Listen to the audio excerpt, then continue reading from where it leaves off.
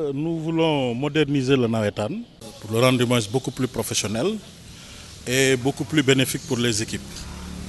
Donc le partenariat vise à aider les équipes à asseoir les bases d'un Nawetan plus professionnel. C'est la raison pour laquelle la société que je dirige et le mouvement Nawetan ont signé un accord pour organiser ce qu'on appelle la Thiès Champions League, qui est une compétition qui doit durer 2 mois et qui va se jouer en match aller-retour en 8 poules de 4. En match aller-retour dans les différents stades de Magna Soumaré, Complexe Medina Fall et champ de course à partir du mois d'octobre, dans la deuxième quinzaine du mois d'octobre.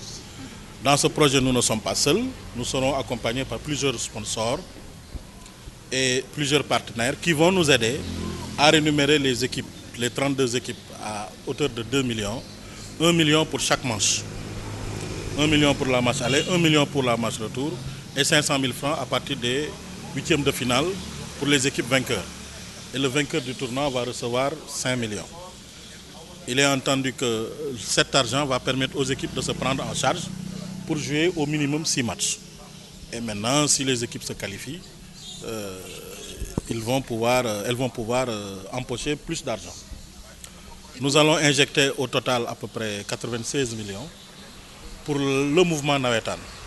C'est une somme assez importante, mais quand même pour une compétition qui ressemble à plus de 500 000 personnes, nous sommes une excellente plateforme pour pouvoir convaincre les spectateurs à payer pour regarder le spectacle et les sponsors à pouvoir utiliser le créneau de Nawetan pour vendre. Ce n'est pas mon argent, c'est l'argent des équipes que nous sommes en train d'organiser pour que chacun en tire profit. Aussi bien l'ODCAV, les équipes et les populations. Ce que nous attendons, c'est déjà que la compétition se fasse, que nous respectons nos engagements, que l'ODCAV aussi respecte ses engagements, que les équipes aussi puissent produire un spectacle et que l'argent qui leur sera distribué puisse profiter aux footballeurs.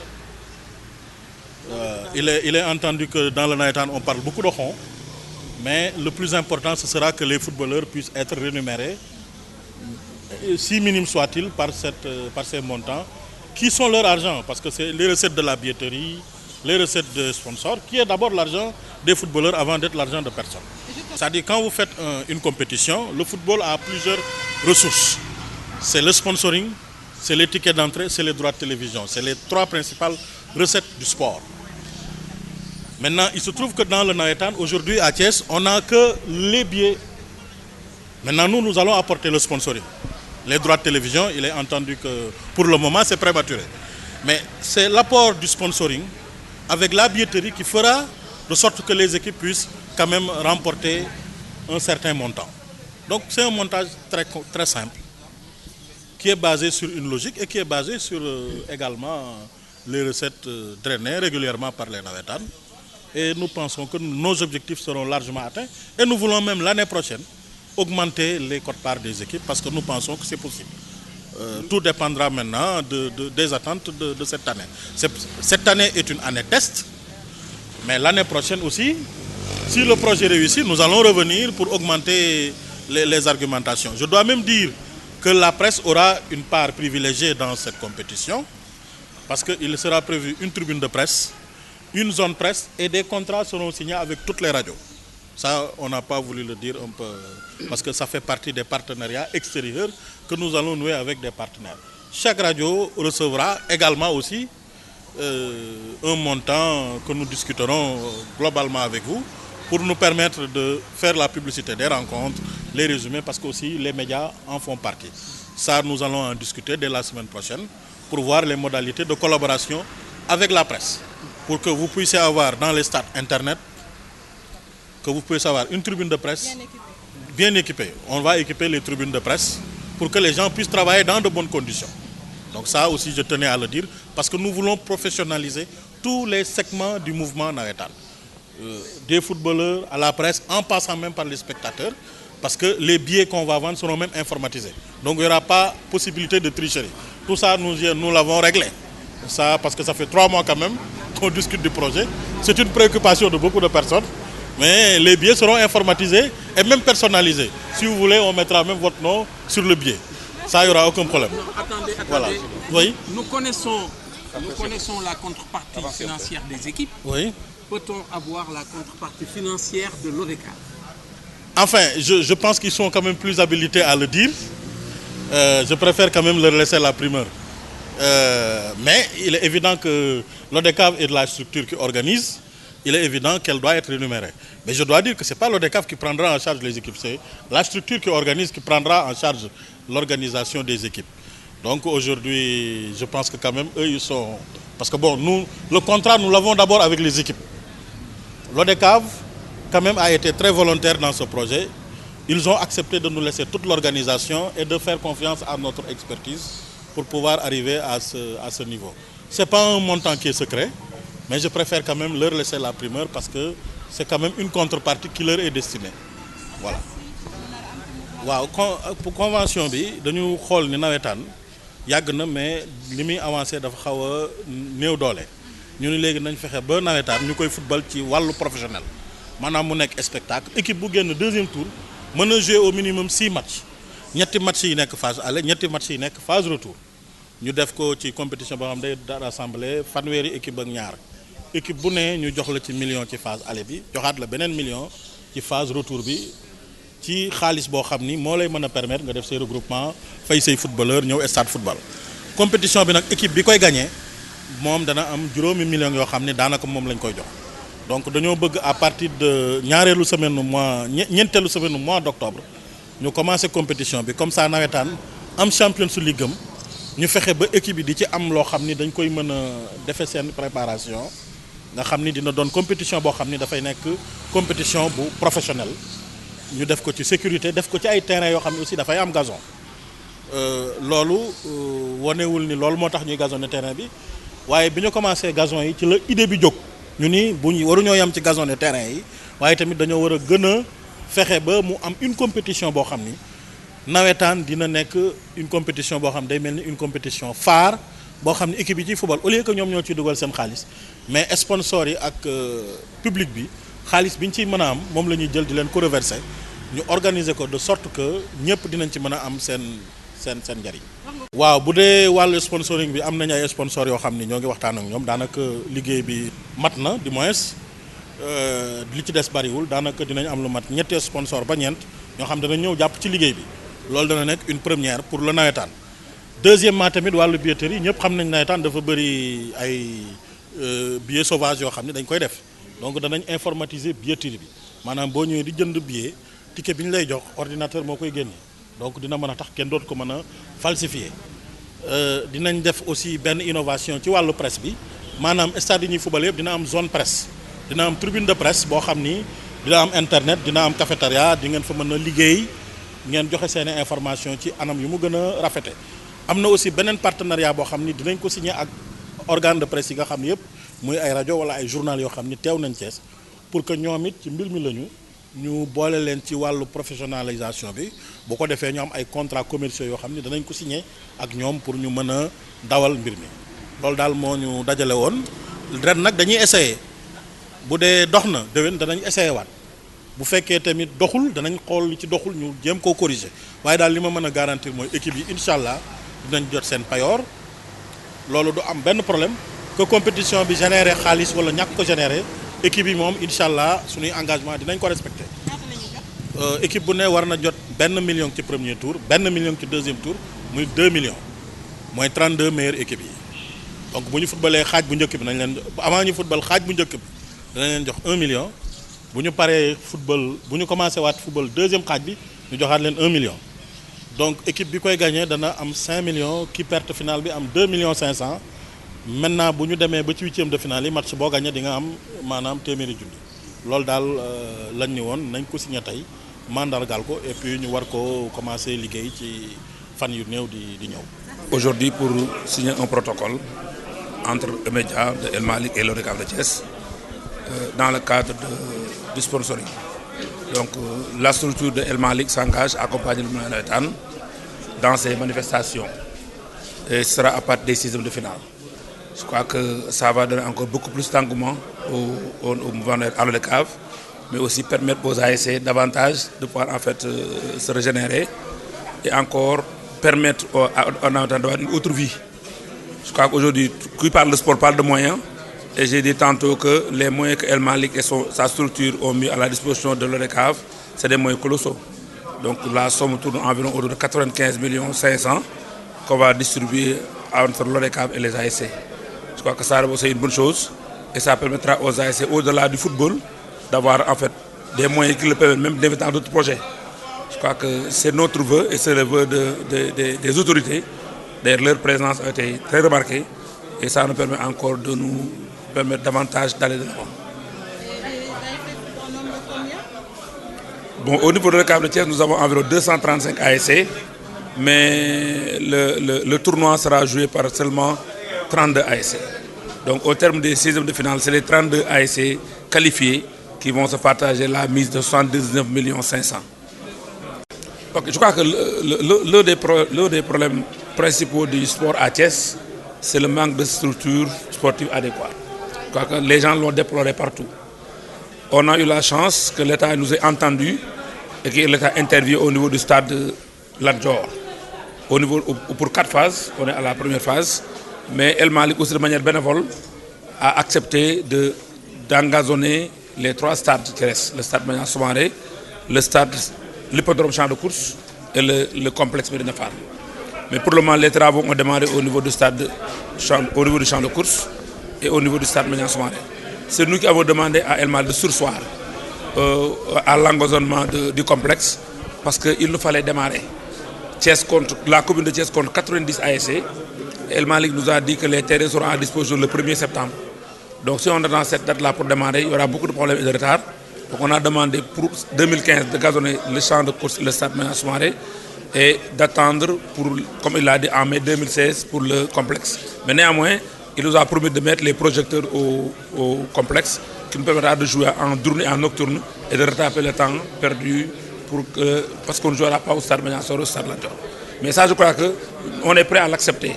Parce que même si on nous avait dit qu'il n'y aura pas de navétane à Thiès cette année, nous on est prêt à ne pas le faire pour qu'en fait Thiès dispose de structures qui permettent, même pas pour le navétane, mais aussi aux équipes qui sont en national, en ligue, de pouvoir faire de bonnes prestations et en fait de pouvoir concurrencer avec les équipes du Sénégal.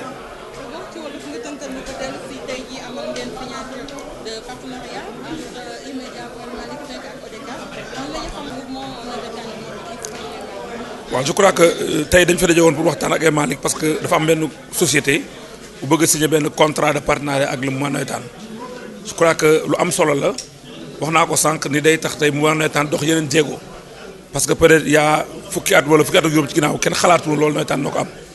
Donc lii day wane ni navétane mi ngi avancé mais day gës aussi gën a jox ngóora pour ñu aussi ñu mën a wane ni sas bi ñu gën a avancé ci navétane. Donc je crois que navétane ñëpp xam nañ ni ay moyens la laaj. Sport en général et El Malick tey jii pratiquement jël lu ma téeméeri junni jox ko ODCAV bu Thiès ci diggante moom ODCAV ak nawetaan yi ak équipe yi mais gis nañu li ci ëpp ci équipe yi la jëm donc loolu day tax aussi équipe yi gën a am sawarte ci li ñuy def mu permettre aussi xaalis koppar yi ci am au-delà du football ñu mën a investir yeneen projet parce que tey état bi yaakaar na ni jeunes yi mën nañoo porter projet yu bëri te lii je crois que déjà commencement la ci loolu. waaw département Thiès am nañu ñeent fukki ASC ak fanweer ak ñeent. ñu koy 234 waaw non ñeent téeméer voilà ñeent téeméer ak fanweer ak ñeenti ASC mais pour tournoi bi El Malick def en place fanweeri ASC ak ñaar ñoo ko joué donc zone yëpp dañuy organiser ba mu des fanweeri ASC ak ñaar donc ñooñu ñooy jogante séddoo xaalis yoo xam ne la ñu teg donc loolu je crois que day tax sax même au niveau des zones nit ñi gën a góorgóorlu parce que ku nekk bëgg nga cee bokk. je crois que bi ñu annoncé mbir mi boo gisee nit ñi réagir salle rek ku nekk yaakaar nga ni sa ASC war na ci mën a bokk mais ñëpp mënuñu cee bokk mais day tax gën a jox mbir mi gëdd pour que mën a gën a dox. waaw je crois que ñëpp xam nañu feebaru Thiès at yii yëpp dañu wax ni problème infrastructure la Thiès amul infrastructure bu baax donc ñu koy jooytu fu nekk état bi peut-être dégg nañu ba tey jii moom jàpp na ni war naa mën a defar stade Lat Dior waaw dañ ciy remercier le ministre Matar Ba parce que aussi vraiment dox na ci ay jéego yu bëri parce que aussi moom ci nawetaan la bokk ñu la bokk. Mais aussi yàlla def aussi El Malick ñëw comme li ñu naan un bonheur ne vient jamais seul ni moom aussi dina jël alalam def ko ci gazonné stade la Maniang Soumaré gazonné champ de course gazonné complexe Médina Fall. Je crois que loolu bu yemee je crois que ñun ñeewtuñu kenn bu ñu amee ñeenti stade yoo xam ne am na gazon am projecteur je crois que lu ñu neex ba nañu ko def yaakaar ne loolu dina doxal suñu équipe yi mais pour le moment Maniang Soumaré la ñuy gazonné le El Malick gazonné ak champ de course parce que ñun ñoo ko ñaan en rapport ak le maire bi nga xam ni mooy gérer stade muy Lamine Diallo que ñu may ñu pour ñu commencer foofu parce que bu ñu toogee ba 1er septembre parce que El Malick ne gazon le 1er septembre lay commencé du ñu mën a dem donc ñu bàyyi que ñu may ñu complexe ba waxtaan nañ ci ak moom dina fa def projecteur ñu rafetlu suba ak ngoon pour mën a au moins gagner tout le temps que maintenant stade Maniang Soumaré ak champ de course pare pour ñu mën a eggal nawetaan yi foofu. waaw juróom-ñeent fukki millions ak juróom lay def ci mbir mi fukki millions yi ak juróom ci ODCAV la jëm téeméeri junni dem ci ORCAV li ci des yëpp dem ci ASC. waaw donc ODCAV am na ay projet yoo xam ni yàgg nañ ko wax déjà ñëpp xam nañ ni depuis 2 ans ODCAV am na projet pour am siège boppam def nañ ko ba pare tous les études ont été faites mais amuñu ay moyens ñu ko defaree donc je crois que loolu aussi mën nañ ko ci peut-être defar ko parce que projet bi 50 millions la mais déjà mën nañ ko ci tàmbali. donc am na aussi yeneen aussi projet yoo xam ni dañ ciy jàppale aussi parce que aussi ODCAV xaalis bi def ko ci posam da ciy jàppale zone yi parce que wax naa sànq ni bu ODCAV taxee zone yi tax tey jii zone bu nekk parce que dañ naan ODCAV chaque mu ne daan commencé ci ay moyens daan na jël au moins 100 000 jox ko zone bu nekk ak 50 000 pour les zones mais tey il faut que ñu revoir loolu à la hausse pour que zone yi aussi gën mën a am mën taxawaay donc leen nañ ko jox zone yi leen ñu def ko ci projet ODCAV bi. Pris de me voir aujourd'hui ici, mais je vais m'expliquer. Il y a 2 raisons majeures. La première raison, c'est que El Malick, c'est un jeune frère avec qui je partage les fortes ambitions qu'il a pour la ville. Et je sais que vous savez vous-même qu'il a de grosses ambitions pour cette ville. Et je les partage avec lui. Ce n'est pas aujourd'hui seulement qu'on a commencé à parler de Thiès. On en parle tous les jours et depuis très très longtemps. Beaucoup de gens ne le savent pas. Mais c'est avec quelqu'un que je parle, avec qui je parle tous les jours. Que Dieu fait, il n'y a pas un jour où je ne parle pas, je ne communique pas avec lui. Sur Thiès, on parle beaucoup. Et je partage ses initiatives et je le supporte. Ça, c'est la première raison pourquoi je suis là. La deuxième raison, c'est cette initiative qu'il veut porter pour la jeunesse thiessoise. Il y a beaucoup de jeunes ici, peut-être qui ne me connaissent pas sur ce terrain-là, mais j'y suis depuis très longtemps, peut-être à distance. Je suis un homme peut-être discret dans mes initiatives et dans mes démarches. Mais s'il y a un jeune thiessois qui est allé en Malaisie, c'est grâce à moi. C'est moi qui l'ai fait partir en Malaisie. C'était un joueur de Gorée. Il y en avait 2. J'ai conduit mes partenaires malaisiens jusqu'au stade. Ils l'ont vu jouer ici et on l'a amené en Malaisie jouer. Nous avons des relations. Nous pouvons les faire, je dirais, nous pouvons les apporter, nos relations, au profit de cette jeunesse. Et je suis prêt à m'engager aux côtés de El Malick pour l'accompagner dans ce sens. C'est pourquoi je suis là aujourd'hui. Pour vous dire que El Malick est là, mais il n'est pas seul. Nous sommes avec lui et nous l'accompagnons, nous le soutenons et nous voulons aujourd'hui que Thiès fasse partie de l'élite du football. Nous tous, nous souffrons. Cette invitation pour 2 raisons. La première raison, je voudrais, par cette rencontre, adresser mes sincères encouragements aux membres du mouvement Nawetan. C'est un mouvement que je connais très bien pour y avoir été.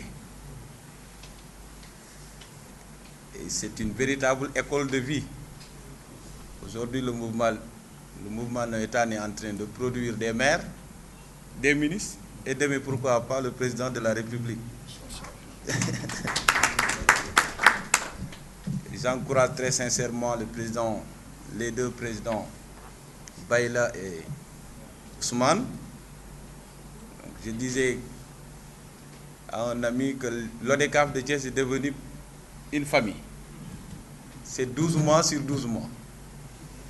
On se fréquente à l'occasion des moments douloureux, des moments heureux. Donc ce n'est plus une instance dirigeante, mais une famille. Et là aussi, c'est la marque d'Ousmane. Nous tenons quand même, j'avais tenu quand même à vous adresser ces encouragements, que vous êtes sur la bonne voie. La deuxième raison, c'est aussi, une occasion qui m'est offerte pour adresser mes sincères remerciements à un homme politique, hein, El Malick. Tout le monde le sait, politique. Mais après les batailles électorales, je pense qu'il a compris que l'essentiel, c'est de nous retrouver pour bâtir une ville. Et c'est ça qui m'a beaucoup séduit. Je me rappelle à l'occasion d'un conseil municipal convoqué pour l'acceptation du don qui nous a été fait. Il y avait même des conseillers qui me disaient, mais monsieur le maire, El Malick, c'est un politique. Et si vous ne faites pas attention, vous risquez vous serez tous être balayés. Je me dis, mais nous sommes là pour servir les Thiessois. La commune Thiès Nord a prévu 12 millions pour la réfection de la salle des fêtes des locaux au niveau du complexe Madina Fall. Et c'est là où se limite, où sont nos limites objectives. Le complexe a besoin des projecteurs. Le complexe a besoin d'un gazon naturel. Un partenaire se présente pour nous apporter ça. Moi, je dis que ce serait suicidaire en tant que maire de m'y opposer. Et la jeunesse de la commune Thiès Nord ne va pas me pardonner ça. Et donc, nous allons voter ça. Et je crois que le message a été bien compris et l'acceptation a été votée à l'unanimité. Et c'est la même chose au niveau de l'Est, avec le maire Pape Diop, parce qu'il ne se limite pas à une seule commune, il œuvre pour le rayonnement de toute la ville de Thiès. Et c'est pourquoi j'ai tenu quand même à remercier très sincèrement cet homme. Et je pense que c'est une belle leçon qu'il est en train d'administrer aux hommes politiques. C'est ça. Après les batailles, il faut qu'on se retrouve. Mais à chaque fois, après les batailles électorales, on cherche des poux sur l'adversaire, on met des pots de banane, des crocs en jambes, je pense qu'on n'ira nulle part. Et voilà donc la leçon de El Malick. Je tenais quand même à vous remercier très sincèrement. Sachez que toute la population de Thiès vous est reconnaissante et je crois que le fruit, vous allez le récolter et je m'affiche de ce que vous pourrez récolter de ce livre politiquement. Moi, ce qui m'intéresse, c'est la ville de Thiès et je vous remercie. Merci. yal nañu yàlla defal Ramadan bu mucc ayib yal nañu ci yàlla fay yiw bon xam naa li may wax du gudd sax parce que li ma bëgg a wax Lamine vient de le dire tout de suite et d'autres ñu jëkk a wax ñëpp parce que pour juste rek wax tuuti ci affaire bi bala may sot sama remercier ñoom Ousmane ak Baye ñi nga xamante ni benn famille la comme ni nga ko waxee vraiment ko gis xam ni ñoom benn Thiès rek moo leen ñor comme Thiès moo leen ñor nag defe naa ni bu ñu ñëpp defee intérêt Thiès waay yi rek lay nekk donc dañu ñaan yàlla loolu continuer ci bon avant may guddal remercier El Malick bu baax bala may ñëw ci sunu grand doyen Macodou parce que El Malick man ñoo nekk benn commune d'arrondissement benn commune ci Thiès Est bon lorsque les élections bi mu amee campagne ma doon déglu programme am muy wax li mu am ci yéene pour Thiès bon après les élections man maa dem jóg seeti ko maa ngi ko fekk les délices bi ma ñëwee les délices ma waxtaan ak moom donc ni ko El Malick tiens vous êtes Thiessois ñu yaa ngi doon compétir ak man yàlla dogal na gagné nañu nga nungu ko donc pourquoi pas nga ñëw li nga doon wax ci Thiès bu dee Thiès moo la ñor nga def ko ce qu'il m'a répondu loolu moo ma jëkk vraiment loolu moo ma ëppal importance parce que dafa ni Pape lii dama doon xaar ku ko def mais comme ñëw nga nag y aura pas de problème je serai avec vous parce que Thiès moo ñu ñor comme ñëw nga nag y a pas de problème on a fait 2 rencontres avec son ami Samb et son frère une semaine après ñu defaat beneen rencontre 3 fois mu indi dox yi ñu nañ ko voté au conseil municipal on l'a voté à l'unanimité donc El Malick loolu nga def c'est quelque chose boo xam ne Thiessois yëpp bu ñu ko defee ci histoire politique loolu il faut ñu xam ni politique du ñu def politique boo xamante ne rek du ñu mën a wane suñu bëgg-bëgg ak suñu xerte ci fi ngay sa gox bi nga nekk donc El Malick yow bokkuloo ci ñi nga xamante ni vraiment dañu doon def politique uniquement pour seen bopp parce que bu doon je crois que c'est la première fois dans l'histoire du Sénégal ku dem compétition ñu gagné la nga bëgg a ñëw def àggale sa yéene vraiment bariwul lu ñu ko gis donc moo tax vraiment je tenais à vous remercier ici wax naa ne ko keroog jour lancement bi travaux yi je vous ai remercié et l'ensemble des élus locaux yi nekk ci commune Est bi yëpp parce que fa nga bokk mais vraiment ñëpp apprécier nañ loolu. donc ñu ngi ñaan yàlla seen yéene ci Thiès na ñëpp def lii parce que y aura d'autres am na ñeneen ñoo xamante ni ñu ngi fi ay Thiès wala ñu mën nañu li ngeen def il faut que l'union fait la force comme ça ñu jëmale ñun Thiès ca kanam parce que vraiment loolu laa gis merci beaucoup.